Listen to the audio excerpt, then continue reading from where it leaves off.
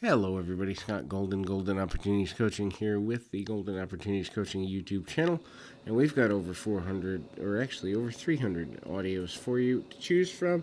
Wide variety of topics. Hopefully, you find something you like. But anyway, we're going to talk today about creative people. I love creative people. I am a creative person. And I don't do as well with non creative people. Very linear, black and white thinkers. Yeah, they don't do as well with me. I can understand them, I can help them, but they're not my tribe. They're not my group of people. But there are some interesting traits that most creatives, I wouldn't say every, because there is no every, but most creatives have in common. So there's about 6 things I want to cover in this audio.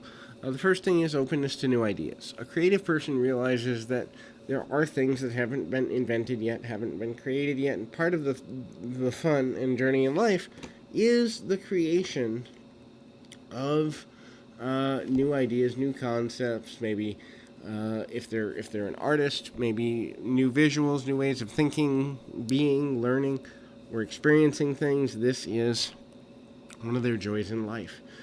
These people are often great problem solvers. They're individuals who look for ways to solve common problems in a new way, and this is a form of self expression, whether it be choice of makeup, choice of clothing, favorite song, favorite movie, favorite hobby.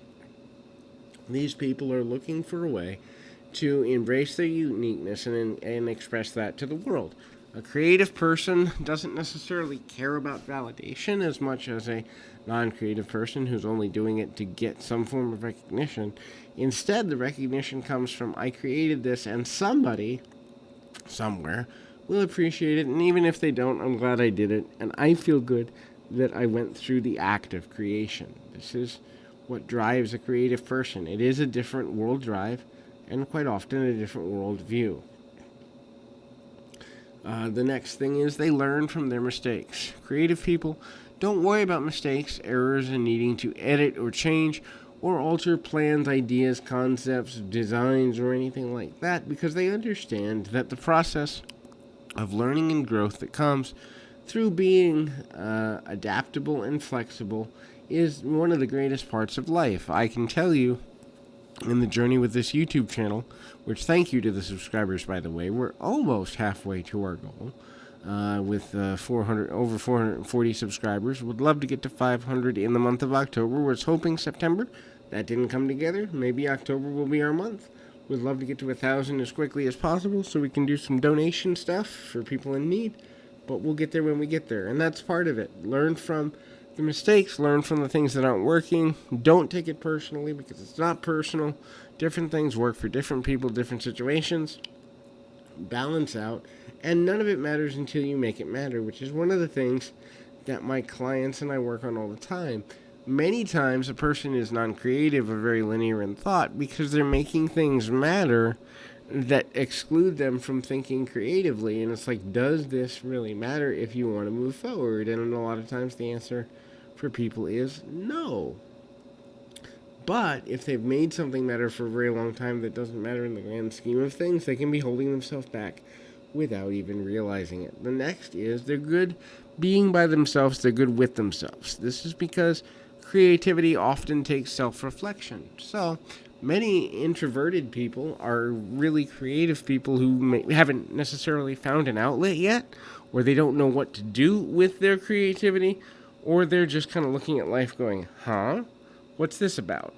The reason being is because a creative person and a person who is ultimately a individual who's looking for something better out of life or out of how they do things, they're kind of looking and going, hey, what do I do with ABC? What's next for me? And how do I come about to come to a different place? How do I get there from here? They're always realizing that the answers have to come from within themselves in order to move forward, but also they have to come in that way in order to be able to find a level of autonomy and self-balance. Life is a series of choices and challenges, and how we relate to ourselves enable us to overcome the challenges. The next is they are good people watchers and people interactors.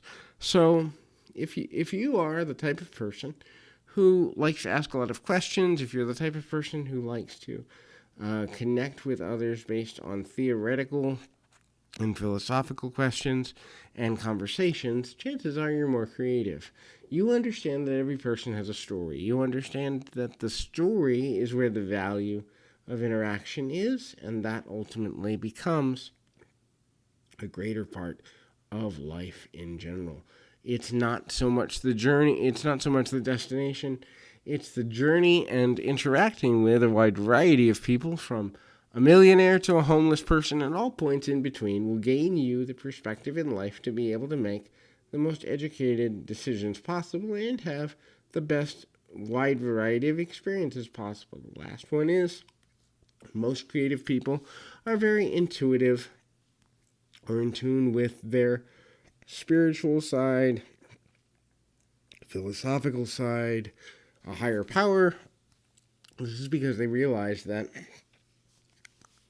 creativity is something they use that comes from within them, but comes from a greater source. Coming from a greater source is valuable because ultimately, at the end of the day, it's really coming down to creativity being a co-creation with whatever higher power or source or inspiration a person has and their own talents, desires, and abilities. So hopefully this is helpful to you. I encourage you to check out more audio. Until next time, keep your feet on the ground, your mind in the moment. Until next time, everybody.